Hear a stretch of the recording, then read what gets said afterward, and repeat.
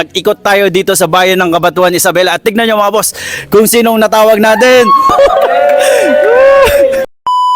At dahil open tayo ngayong holidays mga boss, ay iikot tayo dito sa Cabanatuan, Isabela para maghanap ng challenger natin. So ready na ba kayo mga boss? Tara, samahan niyo ako. Let's go! Ayun nga mga boss, tulad ng in-expect natin, walang ganong tao sa labas. Pero ito yung maganda eh. Pati ako na-challenge mga boss. Ako dito mga boss, ayan o, nag-aabang.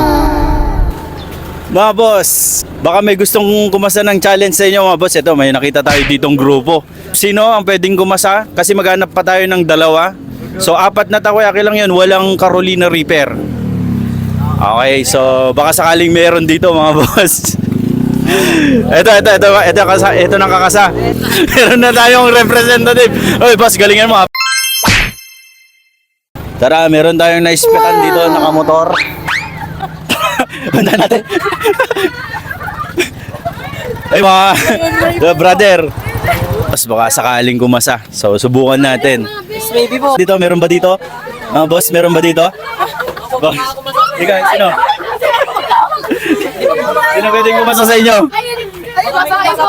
Ito, tinuturo talaga nila si Bossing. Go!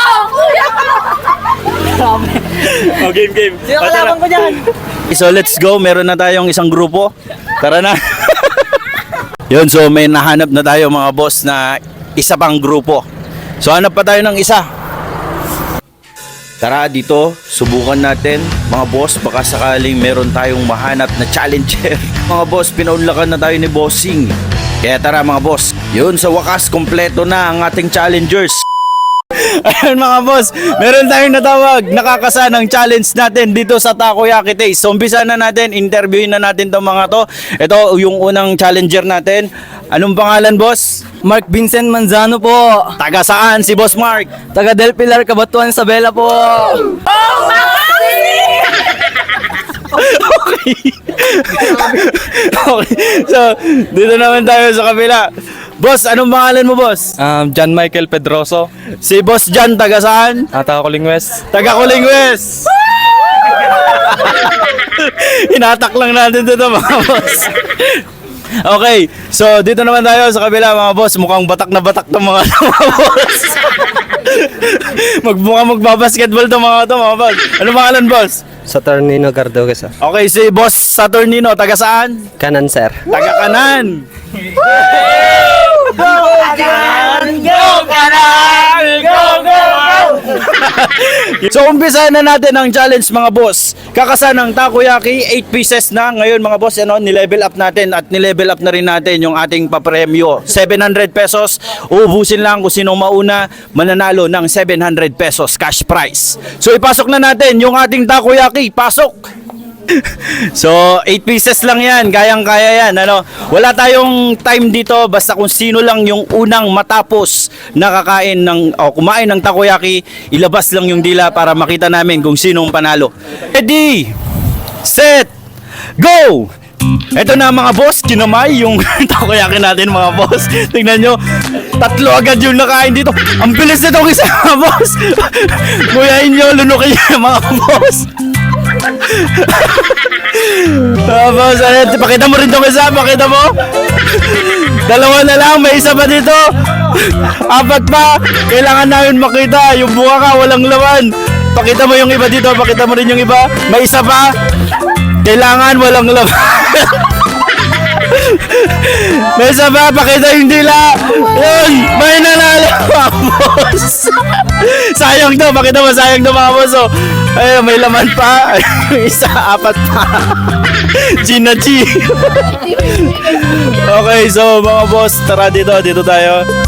So, interviewin muna natin yung mga natalo. Interviewin muna natin yung mga natalo. Sige, busin mo muna yan. Boss, bakit? Anong nangyari? Kinabahan ako eh. Kinabahan ko lang sa cheers. Ito naman mga boss. Boss, kala ko ba Gina G?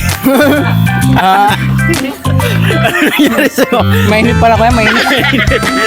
Hindi kinaya mga boss. Boss, matanong ko lang anong preparasyon ginawa mo? Ba't parang batak na batak to boss? Pre-workout ko lang yun, boss. Pre-workout lang. Tignan nyo naman, lugi tong dalawa dito mga boss.